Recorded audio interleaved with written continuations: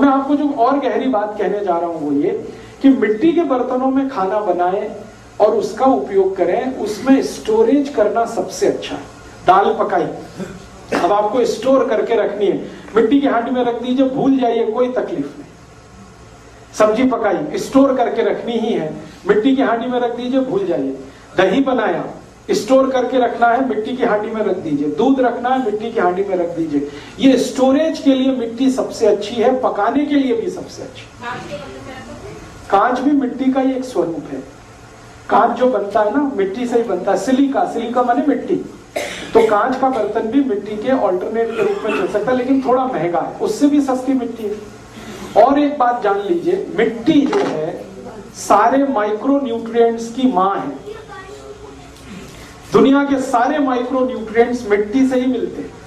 Calcium आपको चाहिए, मिट्टी से मिलता है। फास्फोरस चाहिए, मिट्टी से मिलता है। सल्फर चाहिए, मिट्टी से मिलता है। जिंक चाहिए, मिट्टी से मिलता है। मैग्नीशियम चाहिए, मिट्टी से मिलता है। मैग्नीज चाहिए, मिट्टी से मिलता है। आयरन चाहिए, मिट्टी से मिलता है। सारी दुनिया जहान के माइक्रो न्यूट्रिएंट्स मिट्टी से ही मिलते हैं, क्योंकि मिट्टी सूरज की धूप में लाखों साल तपती है,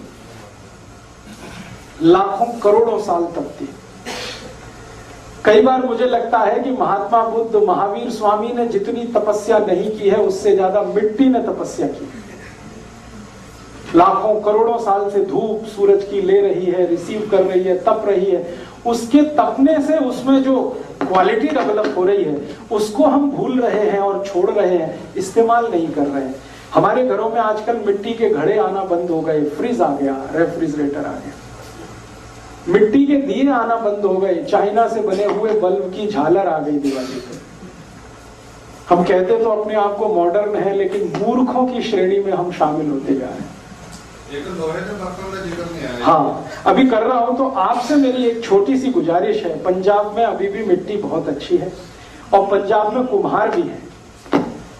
मैं थोड़े दिन पहले जलंधर गया था। जलंधर शहर में सड़क के किनारे बैठे हुए 10-12 कुम्हारों से मैं मिला था और उनसे पूछता था, भाई आपकी रोजी रोटी कैसे चलती है? कहते तकलीफ में चलती है। क्यों? कहते घड़े बनाते हैं, पूरे बिक नहीं पाते। दिए बनाते हैं, पूरे बिक नहीं पाते। हांडियां बनाते हैं, बिक नहीं पाते। तो जिंदगी चलती तो है, घिसट घिसट के चलती है। फिर मैं बोला, अगर आपका बिकने लगे तो? उन्होंने कहा बहुत खुशी होगी। तो उनका कहना था कि हमारा बेचेगा कौन? हमारे पास तो जाहिरात करने का, एडवर्टाइजमेंट करने का पैसा नहीं है। मैंने कहा मैं करूंगा आपका एडवर्टाइजमेंट, फोकट में आपका ब्रांड एम्बेसडर बनूंगा।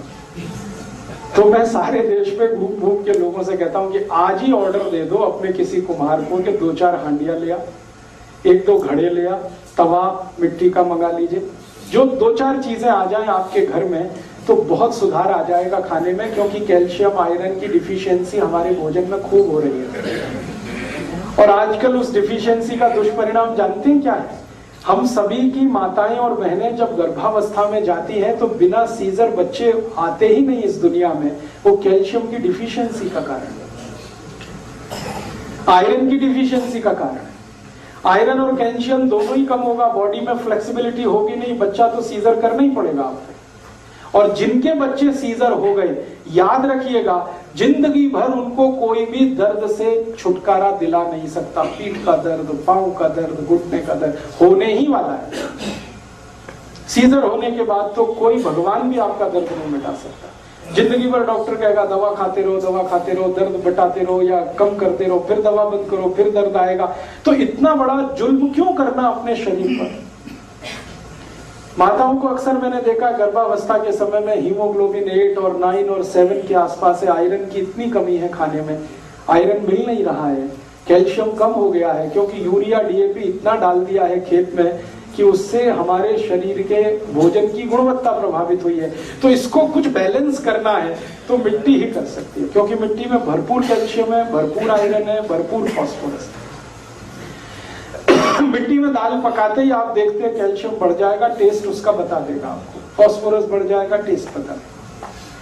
तो मेरा आपको फोर्सफुली ये रिक्वेस्ट है, जोर देकर मैं आपसे कह रहा हूं कि 2-4 बर्तन खरीद लीजिए। वो कुम्हार की जिंदगी सुधर जाएगी और आपका घर का बजट कम हो जाएगा और आपके भोजन की क्वालिटी अच्छी हो जाएगी। मैंने एक दिन हिसाब निकाला, भारत में 1,50,00,000 कुम्हार है और 20 करोड़ परिवार हैं इस देश में। अगर हर परिवार 2-2, 4-4 हांडियां खरीद ले, एक-एक तवा खरीद ले, एक-एक घड़ा खरीद ले, तो 1 करोड़ 50 लाख की जिंदगी हमेशा के लिए खुशहाल हो जाए। और वो 1 करोड़ 50 लाख जब अपनी जिंदगी आपकी मदद से चलाएंगे तो आपको ही भगवान मानेंगे। है बनता आप जो है, मैं जलंधर में देखा बहुत अच्छा तवा, काली मिट्टी का तवा है, लाल मिट्टी का तवा है, पीली मिट्टी का, 3 तरह के तवे हैं। जलंधर में जहां आकाशवाणी है ना, आकाशवाणी के बिल्कुल बगल में बैठता कुमार, उसके पास एक तवा, मैं पूछा काली मिट्टी वाला वो क्या है, ये मक्की की रोटी के लिए अच्छा है। फिर लाल वाला उसने कहा ये गेहूं की रोटी के लिए अच्छा है। फिर पीला वाला उसने कहा ये बाजरी की रोटी के लिए अच्छा है। इतना माइक्रो कैलकुलेशन है उसका कि ये मक्की की रोटी के लिए, ये बाजरी। मुझे तो लगा कि कुम्हारों से बड़ा साइंटिस्ट कौन है इस देश में, जो ये माइक्रो कैलकुलेशन करके बैठे हैं कि ये मक्की की रोटी के लिए अच्छा है, ये बाजरी की रोटी के लिए अच्छा है, ये गेहूं की रोटी के लिए अच्छा है। ये जरूर है कि उनके पास डिग्री नहीं है, सो व्हाट, डिग्री तो बहुत लोगों के पास नहीं है, लेकिन नॉलेज तो है। तो वो नॉलेज जो उनके पास है, परंपरा से आया हुआ, उस नॉलेज का समाज के लिए सदुपयोग हो, मेरी ये इच्छा है। और करोड़ों लोगों को रोजगार मिले और आपका किचन का थोड़ा रंग रूप बदले। मैं आपको एक छोटी सी बात और शेयर करना चाहता हूँ। थोड़े दिन पहले मैं मद्रास गया था। मद्रास में एक बहुत बड़ा ग्रुप है, टीवीएस, आपका नाम सुना? टीवीएस जो मोटरसाइकिल है, बहुत बड़ा ग्रुप है। जैसे हीरो होंडा हमारे उत्तर भारत का, वैसे दक्षिण भारत का टीवीएस ग्रुप है। शायद उनका टर्नओवर 2 से 2.5 लाख करोड़ का है। तो उनके घर के किसी सदस्य ने मेरी कोई सीडी सुनी, सीडी सुन के वो लेक्चर में आए। लेक्चर के बाद उन्होंने मुझे इनवाइट किया कि आप हमारे घर डिनर को आएंगे। मैंने कहा आऊंगा अगर फुर्सत हुई तो उनका आइए, हमको बहुत खुशी होगी। तो मैं उनके घर गया डिनर के लिए, तो इतना हैरान हो गया कि उनके रसोई में सारे बर्तन मिट्टी के,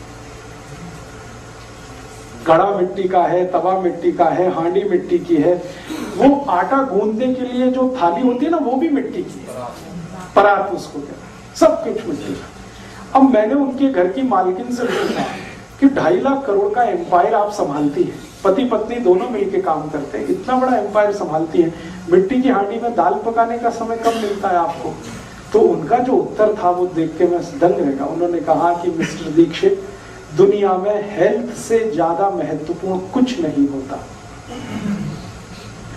अगर हमारी हेल्थ हम मेंटेन नहीं कर सकते तो ये 2.5 लाख करोड़ कुछ काम का नहीं। अगर हम बीमार पड़ते हैं, डॉक्टरों के पास जाते हैं, इधर हजारों करोड़ कमाते हैं, उधर कमाते हैं, तो ये किसी काम का नहीं है। और अगर मिट्टी के बर्तनों का इस्तेमाल करके हमारी हेल्थ सुरक्षित है और हमको सालों साल डॉक्टर के पास जाना नहीं पड़ता, दवा खानी नहीं पड़ती, तो इससे अच्छा क्या सौदा है? तो मैंने कहा समय ज्यादा लगता है। तो उन्होंने कहा मैं मैनेज करती हूँ उस समय को, इधर दाल चढ़ा दिया, उधर ये चढ़ा दिया, मुझे दूसरे काम है, फाइल साइन करनी है वो कर लिया, ऑर्डर किसी को प्लेस कर, वो सब मैनेज करती हूँ मैं।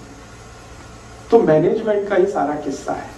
तब मुझे समझ में आया कि ये बहानेबाजी हम छोड़ें कि इसमें समय ज्यादा लगता है, कि इसमें ऐसा होता है, ये धुलने में तकलीफ है, या इसमें कोई तकलीफ दुनिया में बड़ी नहीं है आपके हेल्थ से ज्यादा।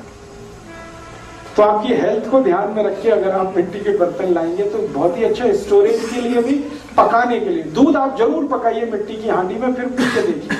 दही जमाइए मिट्टी की हांडी में, फिर खा के। आप कभी बंगाल जाते हैं? कलकत्ता में वो मिष्टी दही, मीठा दही मिलता है, सारा देश और दुनिया उसकी गुणगान करता है। उस दही की सारी क्वालिटी वो मिट्टी के कुल्हड़ की है, मिट्टी की छोटी छोटी हांडियों में दही जमा के रखते हैं, उसका टेस्ट। और रसगुल्ला बनाते हैं, वो रसगुल्ले का दूध मिट्टी की हांडी में उबालते हैं, तब जाके वो रसगुल्ला इतना सॉफ्टी बनता है।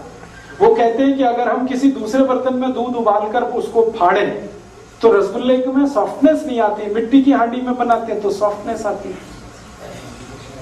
तो पूरे बंगाल में, उड़ीसा में, और अब तो मैं एक और बात आपसे शेयर करने जा रहा हूं कि भारत के सारे बड़े मंदिर, देवालय, भगवान के स्थान मिट्टी के बर्तनों में ही प्रसाद बनाते हैं और भगवान को अर्पण करते हैं। कभी आप पुरी जाइए, जगन्नाथपुरी, जगन्नाथपुरी में भगवान कृष्ण का मंदिर है। वहां जो प्रसादम बनता है, भोग लगता है, वो मिट्टी की हांडी में लगता है।